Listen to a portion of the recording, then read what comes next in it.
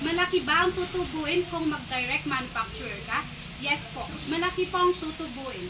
Ayan, ganito po yung mga chicharon namin.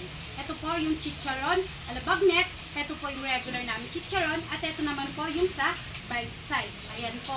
Meron po kami dito sa chicharon alabagnet na mix, spicy, at original flavor. Sa bite size naman po, meron kaming spicy at saka original flavor.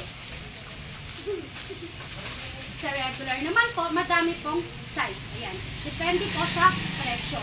Kaya po, kung gusto nyo pong mag-order, mag-message na po kayo ngayon sa akin. Ayan po. Ayan. Palagi po tong bagong luto. Ayan. Quality, masarap, palaging bagong luto, at mabilis po namin itong dinideliver kapag nag-order po kayo sa amin. Ayan. Siksik po yan, ha. Maganda po yung quality niyan. Siksik po palagi yung mga packaging. Ayan. Chicharon alabagnet namin. Yung sa bite size naman po, palagi po yung puro bagnet. Ayan. Puro po yung laman at balat. Ayan. Masarap po to. Pwede pong pampasalubong yan. Ayan. Pulutan, pampasalubong, gawis na. Ayan. Ito naman po sa chicharon na regular. Ito po, pwede po yan sa mga tindahan, talipapa, o sa mga sari-sari store. Ayan, sa mga malalaking store, and pwede po to. Ayan.